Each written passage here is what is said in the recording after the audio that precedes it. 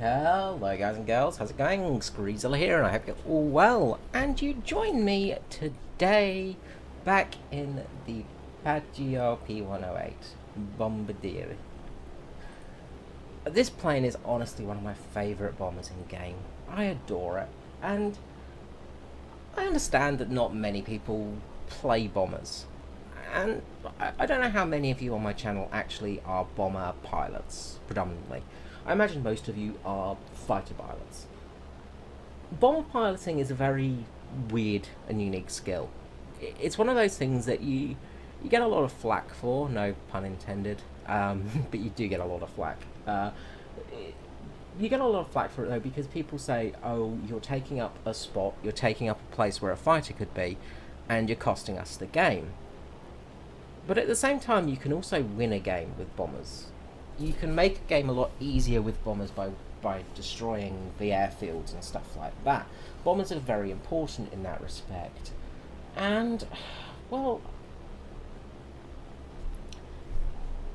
bombers really need a bit of a tweak by Gaijin, because at the moment they don't really have much purpose. If you're a bomber pilot, you do kind of take up that spot. You are very much a burden to the team sometimes. Although in this game, the bombers are the things that win it, so to say. Not giving away anything there, but at the end of this game, there will be one bomber standing, and that's it. So, with bombers, they kind of need to do a tweak to make them a bit more useful. And I've talked about this in other videos, but I thought today I would actually talk about it a bit more in depth, about some ideas that could be used for bomber gameplay, and also to spice up gameplay in general. Now, the first one is purely a game mode where you escort bombers, and you play as bombers. So you get 4 bombers on your team, say, and 8 fighters. The enemy, however, get all fighters.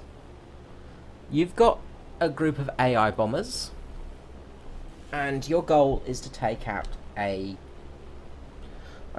massive factory building, like a panzer factory or a port or something like that. Right? You could easily set up a large base area with a large amount of hit points where you need, say, 6,000 tons of TNT to destroy the base.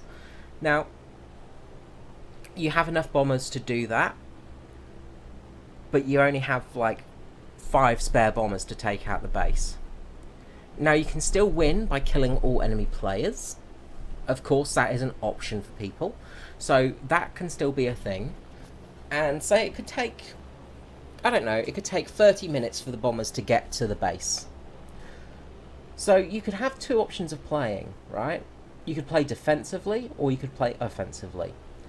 So, defensively would be, you would protect the bombers, right? You would fly up and guard the bombers, taking out enemy fighters, and there could be enemy AI fighters as well, not just normal fighters. You know, say you've got 20 bombers to protect, and they're all in formation. So, not a big formation, but they would be in separate formations. So you have a formation of 5 bombers each, right? So you've got 20 B-25s, say, and they're in a formation flight. So they're in a diamond pattern. So you have 1 at the lead, 1 at the back, 1 at the right, 1 at the left, and 1 in the middle. Okay, so you've got them, and they would be set out, say, in large groups, side by side, all around each other. And their job is to get to this port and blow it up. Now, you've got 30 minutes to intercept them. They're at, say, 20,000 feet.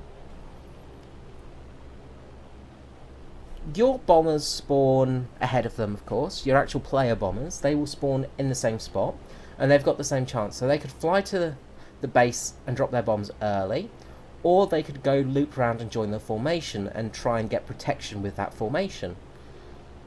Now, the enemy, they can either go and kill all the enemy fighters, or they can go and kill all the enemy bombers. And either way, that would win. You know, they could still take out all the enemy players and win the game that way. Without any enemy players on the team loses, of course. Without any players on the team loses. So have it pretty much the same, but have an actual different kind of mission. It's more of an escort mission for bombers. I'm just going to talk about these BVs quickly. We have 2 BVs on the team, and one of them turned out to be okay. USA 615 was pretty decent. But they both just killed one base and then just buggered off. They left the middle base alone.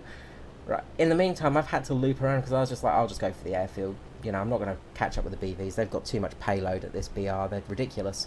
So I've just circled around, and these BVs have just been aimlessly just flying around. You know, instead of taking out the base, they've just, yeah.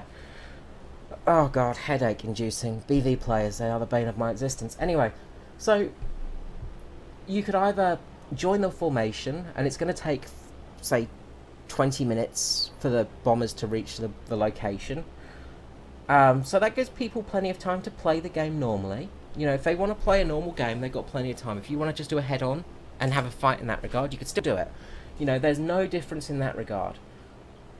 As you see here, I'm turning around, closing my bomb bays because they haven't hit this base. But it gives bomber pilots something to also play for, because they would be useful in that match because they very much can win the game.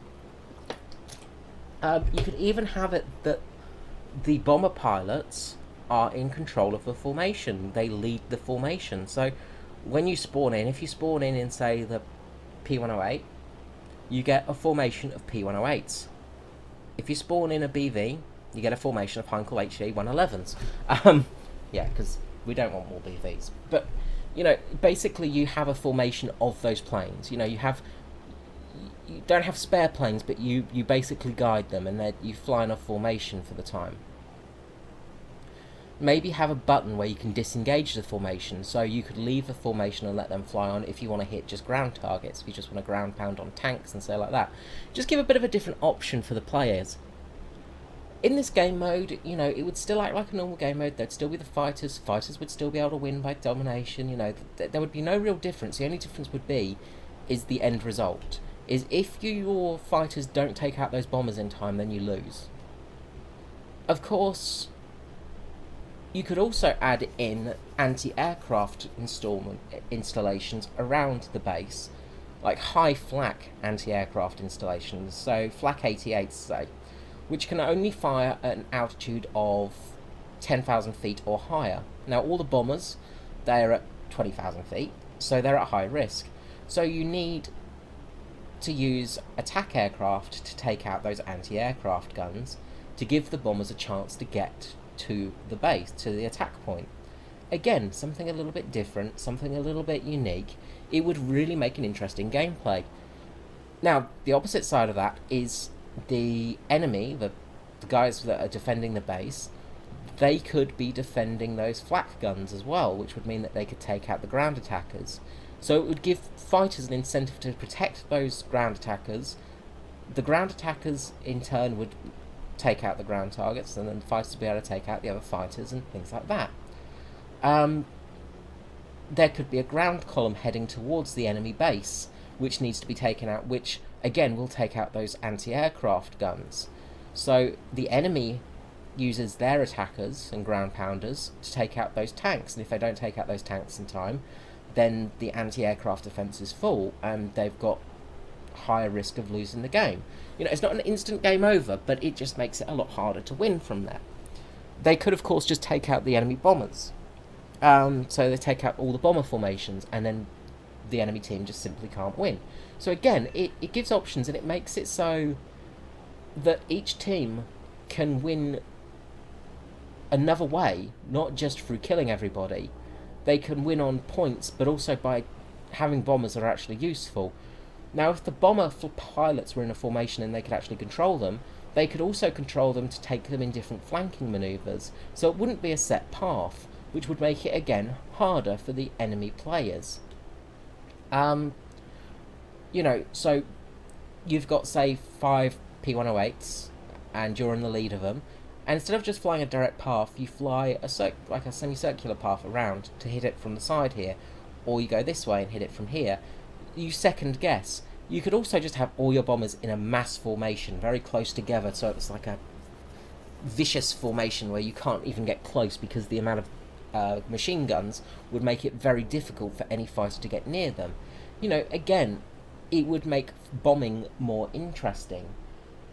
So it's just a game mode that I think could really work and really could bring some life. It could revitalise the whole bomber gameplay style, because in all honesty, bombers really, they don't have much use at the moment, and it is really a shame. Now, I say they don't have much use at the moment, but if you look at the statistics here, there is only bombers left on our team. There's 2 BVs, of course, and myself. On the enemy team, there is 1 plane left now, and that's a bomber. The enemy has 1 Halifax page. That's it. So this game is effectively over, and if those BVs had dropped their bombs a bit more sensibly, then we could have actually probably just won it with just the 3 of us. Anyway, that's just a just an annoyance to BV pilots sometimes. I find the BV pilots, because a lot of them just pay for their plane, they don't really know how to fly bombers, which is very, very frustrating to somebody that is very passionate about bomber piloting. What else could we do? Well, what about enduring conflict? Because bombers are very useful in that. Having a enduring conflict mode with realistic battle would mean that bombers have more use again, and that could be a really interesting meta, you know, because again, bombers can cause a lot of damage in the enduring conflict. You know, you take out an airfield, the enemy loses a lot of tickets. Sorry, forgive me, I'm just needing a lot of water right now. It's all those drugs I've been doing, hooray. I jest. But having that option and that use again for bombers would really, really help the game, I think, because at the moment there really isn't much use for a bomber. Now what I'm going to do here is I'm actually going to fast forward, because we have got a long time of me just gliding down. Now the BV in front of me decides he's going to try and land.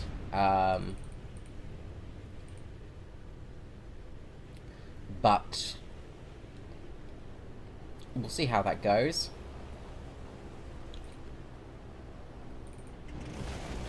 Yeah, it didn't go very well. Typical BV pilot, in all honesty, there. So the BV, we've lost 1 BV through BV piloting skill. I'm going into land because I need to rearm. Now, we've got a chance of winning this game still, if we can get over the airfield, if we can get enough height, and if we can drop the bombs. The Halifax can't win this game because it doesn't have the payload to basically beat us. So we do a blind hunt here.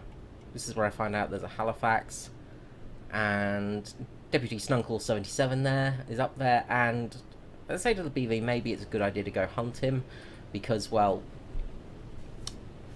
I know how some BV pilots are when they try and land. They don't do a very good job of it. So here we come landing in. Now, the good thing about an enduring conflict mode is it does give you the chance to land, rearm, and do some separate runs, basically, which, unfortunately, our belly gunner didn't go up. That's a shame. But it gives you that chance to do landings and to do multiple runs, which is really fun in a bomber. It's what I enjoy doing. I do really enjoy doing multiple runs in a bomber. It's kind of the thing that I love about them. I love taking off. I love having to take off in a bomber plane. I love landing in a bomber plane, the challenge of it. I love landing a damaged bomber. And during conflict, you have that opportunity.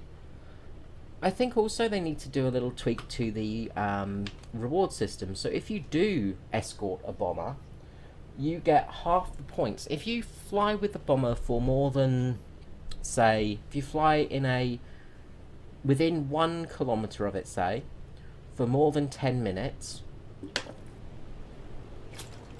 or 15 minutes, could change in enduring conflict, but for 15 minutes, say, generally the time it takes to get to a bomb target, so 10 to 15 minutes, you get half of the bomber's points that it scores. So if, say, you destroy 3 bases in an airfield, you score 1,000 points. The fighter pilot then gets 500 points, and they get that in their Lions and their research points. They get half of what you get, because they don't always get a plane to shoot down. So it would make it kind of fair and give fighter pilots a incentive, so to say. Now this BV is coming into land, and as you see here, we're coming in nice and fast. Oh god. But luckily, soft landing there. This guy, USA 615 from Korea here, did a fantastic job of getting his beast down. Belly landed like a professional and managed to not die, which was pretty needed, because without him it's going to be challenging. I don't have the payload to kill that airfield in one go. Basically, I have enough to do it in 2 more runs, which is possible. I would have enough time to do a secondary run after this, but I would need to climb to at least 13,000 feet to avoid the flak. So it's the time incentive as well. There's also that time. But now I've got that BV coming back to us, we can both hit that airfield, and that airfield is as good as dead. Anyway, having different bomber modes would really make a big difference, and it would really help define the game and give it a bit more purpose for these planes. Another option could be transportation of items. So bombers weren't just there to bomb. The P-108 was not just a bomber, it was a transport aircraft as well. It carried everything. You know, it didn't just carry bombs, it could carry troops, it could carry paratroopers, it could carry supplies. So, what about, instead of having bomb targets all the time, we have transport zones? So again, similar to what we had before, so we have to go to a certain area, we have to, get the bomber to a certain spot, but we have to land on an airfield. Now, of course, this wouldn't work with some bombers, such as the B-29, which are pure bombers, but they could be carrying supplies, and they could parachute the supplies, they could drop the supplies via the bomb bay. You supply like a frontline troop section, you get like a little target zone, and you have to drop the supplies in that zone. Now, parachuting it down would be difficult because you'd have to sort of almost counter in for the parachute a little bit, so it would require a bit of skill. But you could also have an auxiliary airfield, so instead of having our auxiliary airfield here, we could have it over here near the enemy base. And that airfield is well defended by our troops, and they're having a fight with the enemy troops. You land there, you resupply them, you get more troops. It stocks up the enemy soldiers. Helps win the battles. So you could cap, say, A or B. It gives you something to do, so you could have a system like that. And you could also include paratroopers in this, little things like that. Have some little fun little Easter eggs, We've already got parachute models, it wouldn't be that hard to make paratroopers. And we have ground troops and things like that, so it's not something that would be too hard to fix. Doesn't have to be people. We could even land and unload, say, a tank or something like that. Just have a vehicle, instead of having bombs, always bombs, it could be taking transports. Another mission could be that we have to fly supplies over the channel, say, the channel map. And that could be an enduring conflict mode. So, we have to do supply runs. In those supply runs, we would be very vulnerable because we'd be very heavy. Would be a very good target. The bomber would be worth more points because it would have, say, troops on board. So a bomber carrying a supply run would be a very valuable target. But if you guard it, if you protect it, then your team's going to win quicker. Little things like that. These little tiny aspects of the game, which wouldn't be too hard to add, but they could be really, really interesting. And it could make for a very different game. It could really make for... it could really make for something different and give War Thunder something unique, because it's not just that constant bombing, repeat, getting shot down, you know.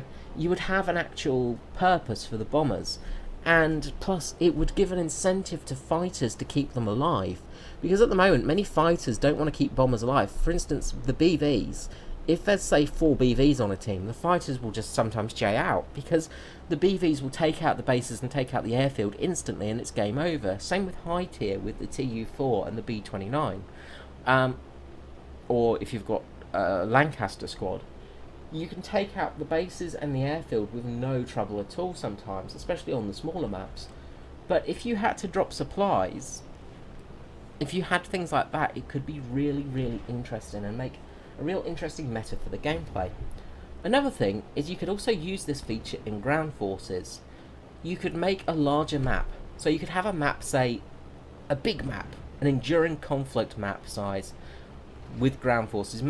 Maybe just the one map, because it would probably be very hard to get everything detailed on lots of maps. But you have ground forces and you have planes, right? So let's say there's 60 players, so 30 players on each team.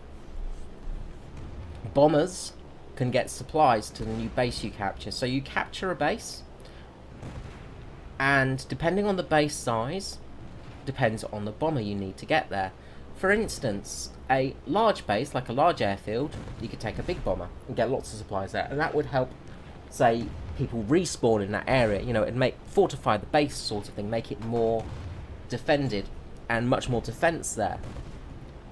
But smaller airfields, you'd need smaller bombers. You would need things like you would need like attackers, almost like the Belforts and Mosquitoes, which could carry a small amount of supplies to those areas, but they don't need as long an airfield to land and take off on.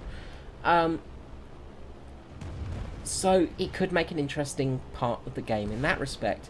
It could also give us the option of more transport-focused aircraft. Now, the I'm trying to think of it now. My brain's gone dead. Sorry. I think it's the 52. Yeah, the Junkers Ju-52, for instance. Not a huge bomber, but as a transport aircraft, it was very useful, and it did have defensive armaments. You could even use the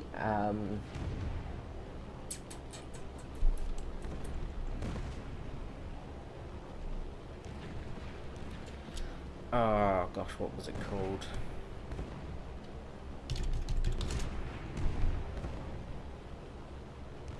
You could even have gliders, so we could even tow gliders with us. You know, you could be towing a glider, for instance.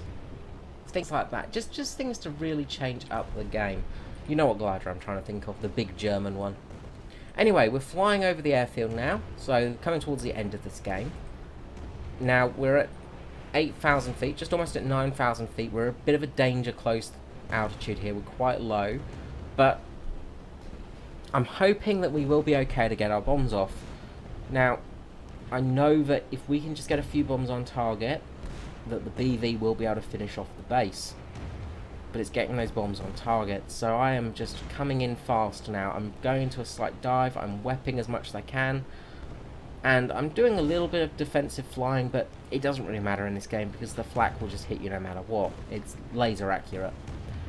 You can zigzag and all the stuff like that, and flak will hit. We get one big hit to the body. Most of our crew is injured. We drop a few bombs straight out just to damage the airfield a little bit. Flak is coming up. There's machine gun fire. There is 40mm coming out. All our bombs are away. We're turning out the airfield now. We do a sharp turn. You can see where the flak's penetrated us. Our crew are seriously injured. Our pilots, both our pilots are bleeding out. We turn away, and hopefully we're drawing the flak away from the BV. Our bombs are hitting. Bombs have hit the airfield. The airfield is almost dead. Oh gosh, it's so close. Bang, we get hit again. We've lost a gunner. We've lost one of our pilots. One of our other gunners are down, and the second pilot is taken out. Oh god. The BV is flying over. He's just dropped his bombs. Bombs are out. He's getting a lot of flak now as well. The bombs are falling to the ground. Here they go. How close are we? We're getting close. We're getting close. Flak is coming up. The bomb's hit. The airfield is down. We have got this. We are victorious. Now we just have to wait for this to register and we're going to win. The enemy only has a Halifax left. They've only got the one plane left. And he's well out of range. He's dropped his bombs and he is nowhere to be seen. This BV just has to survive long enough for the tickets to go down. But, no. The BV's just been shot down. The BV's just been killed. Oh god. We've lost all our planes. We've only got a few tickets left. It's coming down quickly, but we've lost all our planes. Oh god. Oh god, we're so close. We're going to win this, surely. We're going to win this. Oh, thank god we won. Such a close win there, guys. The thing is, it didn't actually show you the enemy tickets, which were going down as well. So, the actual tickets on the blue team were going down... on our team were going down really quickly because we lost all our planes. It basically was about one tick away from us losing that game. If our bombs had been just a millisecond later, like a bee's dick later, we would have lost that game. That was so close, it was unbelievable. And that was exciting bomber play, you know. I would have preferred to survive it, for sure. But at the same time, it was really exciting, you know. It was really cool and a really fun bombing day. And that's the thing with bombers, they can be really fun and exciting to play. It's exhilarating to get your bombs on target. It really makes you feel good to actually do a good bomb run. And having better targets to hit, having better things to do, having, you know, escort missions, having things to drop off, having payloads to drop off, towing a Goliath glider